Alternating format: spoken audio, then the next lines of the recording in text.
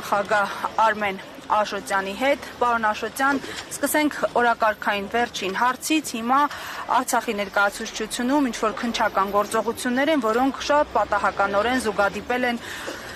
նույն ներկայացուցչությունում լսումներին հաջորդող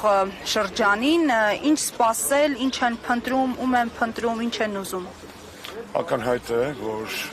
դա բացարձակ պատահականություն չէ եւ ձեր ակնարկը սարկաստիկ միայն դառը ճշմարտություն է պարունակում։ Ակնհայտ է, որ ամեն անգամ, երբ որ Արցախի պետականության ինստիտուտները իրենց գոյության մասին հիշեցնում են, այն էլ հիշեցնում են բարձր ձայնով եւ Արցախի համար կարևոր նշանակություն ունեցող սահմանադրության առիթով եւ այդ արարությամբ, ակնհայտ է, որ ադրբեջանական շահերը սպասարկող ռեժիմը չի կարող այն դամարսել եւ ես դեռ այն ժամանակ բանտից մի քանի հոդվածով անդրադարձել էի, թե ինչպես կարելի է կազմակերպել Արցախի ինստիտուտների գործունեությունը Հայաստանի տարածքում, իհարկե դրա համար պետք է ունենալ Հայաստանի լոյալ իշխանություններ, ազգային իշխանություններ, իսկ այն, որ ազգային ժողովի, Արցախի ազգային ժողովը, նախագահական ինստիտուտը,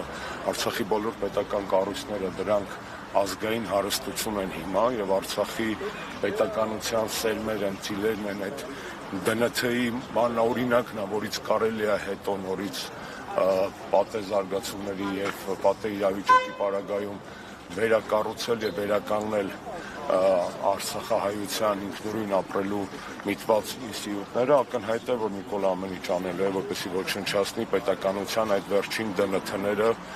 որոնք պահվում են այդ շենքում։ Այսինքն սպասել այլ բան դրսի շահերը սպասարկող վարչակազմից կլիներ միամտություն, ամեն անգամ զարմանալ, որ նա դիմում է հերթական խայտառակ քայլի, նույնպես կարծում եմ դարձել է ազգային զբաղմունք բոլոր այն մարդկանց համար, ովքեր սրտացավ են եւ ամեն անգամ զարմանում են նոր ձերբակալությունների, նոր ոտնձգությունների, խոզարկումների, ամեն հայկական նոր դրսևորումների վրա։ Զարմանալ պետք չէ, պետք է պարզապես պայքարել, որպեսզի Արցախի անունը հնչի ոչ միայն մեր ներքին խոսույթում, հայկական լրահոսում, այլ նաև այդ մասին հիշեցվի արտասահմանում, դրսում։ Ես եղել եմ վերջերս այսօր եմ վերադարձել գործողումից, Եվրոպական խորհրդարանում տարբեր հանդիպումների եւ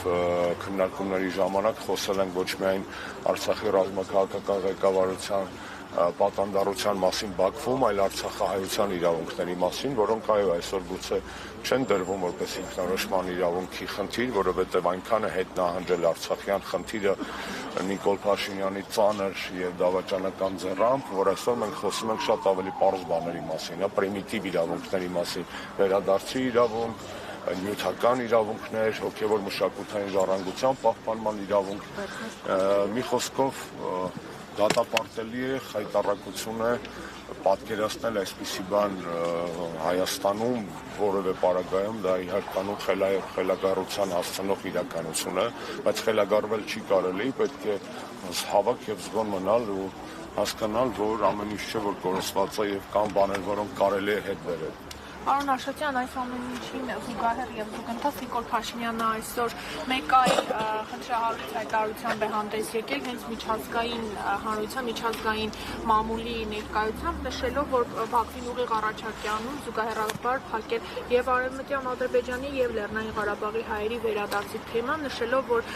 ես մեր քաղաքացիների հետ զրուցել եմ, նա իրատեսական չի համարում։ Ես ներողություն եմ խնդրում ռուսերենից համար, բայց այս պարագայում ավելի դիպուկ, քան ռուսական ասացվածքներ,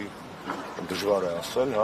Նիկոլ Փաշինյանը խառնել է խրեն սպայծ, բացարձակ իրար հետ կապ չունեցող հարցեր են, բոլորը դա լավ գիտեն,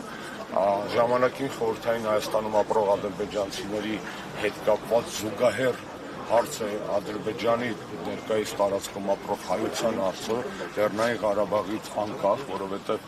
100,000-ավոր հայեր են ապրել Բաքվում, Գյանջայում, Սումգայիթում եւ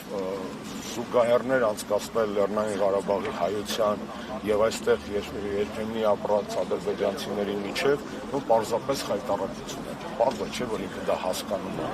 Ինքը դա հասկանում է, դա հասկանալով ասում, այսինքն նա խորդում է կներեք բարիս համար մեր վերջին կռվանները դիվանագիտական ճակատում ամեն անգամ ոնց որ ընտանիքը կարիք ունենա ինչ-որ բանի, մերը գնա խոսքի տատու բրիլյանտի մատանին ծախի, ինչա մի կտոր հաց պետք է առնի, հիմա Նիկոլը մերը չի, ոչ էլ մեր հերն է, այս պետության կազմաքանդողն է, հասել է այդ գանձարանին ընտանեկան եւ ամեն անգամ ինչ-որ մի թանկ բան, մեզ համար շատ կարեւոր բան, ռելիկվիա, այսպես ասած, նա վաճառում է այս դեպքում նաեւ դիվանագիտական առումով, սա առաջի դեպքը չի, չէ, այդպեսի ճակատագրի արժանանում Հայոց ցեղասպանության միջազգային ճանաչման հարցը, այսպեսի ճակատագրի են արժանացել ժամանակին, երբ որ նա նոր էր դարձել վարչապետ 18 թվականին իր Ալիևյան շփումներից այդպիսի ճակատագրի արժանացան Վիեննայի եւ Սանկտ Պետերբուրգի պայմանավորվածությունները, այսինքն դա իր համար ձեռագիր է, ինքը չի դա վաստակել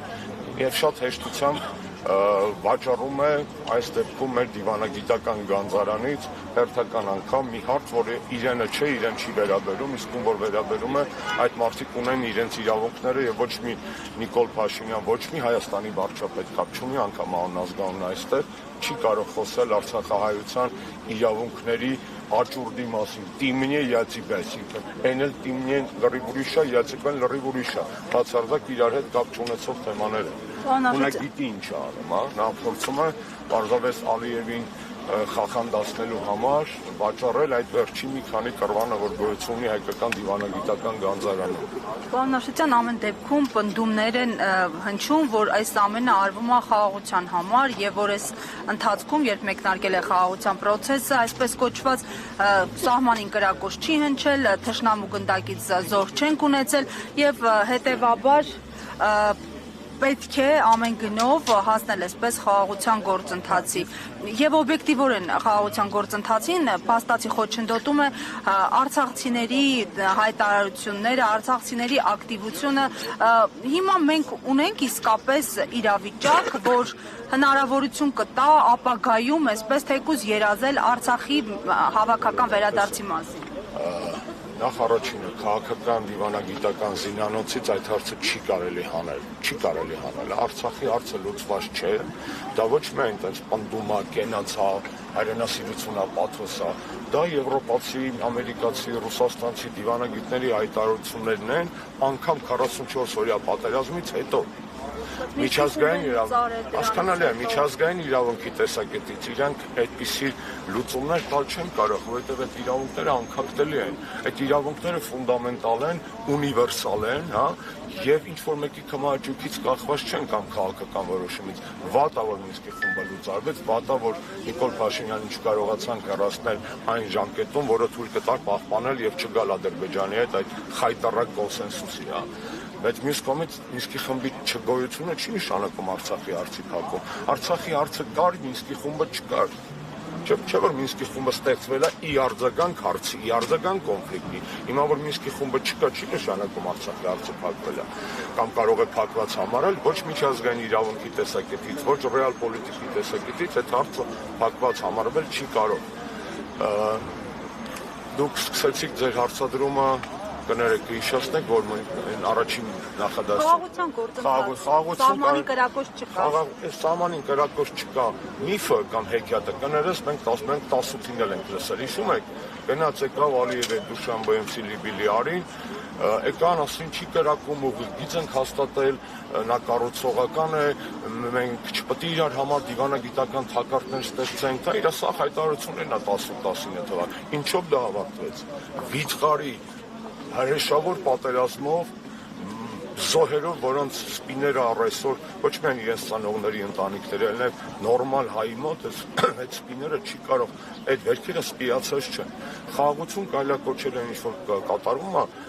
ծայրահեղ հիվանդագին երևակայության կամ ծայրաստիճան անբարոյականության պարագայում, կամ հիվանդ պետք է լինես, որ այս ամիջ խաղաղություն համարես, կամ կատարյալ անբարոյական, որովհետև այն սիրավեպը, որ իրանք փորձում են հիմա դրսում բեմադրել, չէ, Արմենն ու բանը, Հիկմետը, Ռոմեո եւ Ջուլիետա, դա իրականում սիրավեպ չի, դա Շեքսպիր չի, դա Մարկիզ դե Սադա,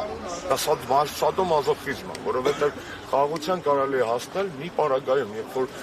խաղաղության հասնող կողմերի բացի նրանից, որ պետք է լինեն երաշխավորներ եւ այլն, խաղաղության ձգտող կողմերի միջև պետք է լինի կատարյալ կամ կատարյալի մոտ վստահություն, Որտեղ է վստահություն։ Միջնորդ Ամերիկայի Միացյալ Նահանգներին կարող ենք համարել կամ երաշխավոր, թե ուղղակի Ամերիկայի Միացյալ Նահանգները, ինչպես նաև Ռուսաստանը, Եվրոպական միությունը կարող են եւ Իրանը կարող են լինել մեր տարածաշրջանում հայ-ադրբեջանական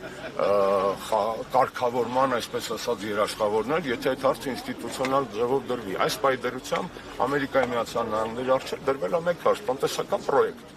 Եթե դնեին ռազմագերիների վերադարձի, ես կասկած չունեմ, որ Տրամպը կհասներ նրան, որ գոնե մի մասը ռազմագերիների հետ կգան։ Ինչու կասկած չունեմ։ Օդի մեջ չեմ խոսում։ Պարզ օրինակ եմ ձեզ ասում։ Տրամպի բանագնացը գնաց Լուկաշենկոյի մոտ, ասեց մի 20-25 հոգի մարդ բաց թող, եւ Լուկաշենկոն բաց թողեց Կաղբանտարկյաններին։ Բելարուսականա 25 թե 50 հոգի ոնց է։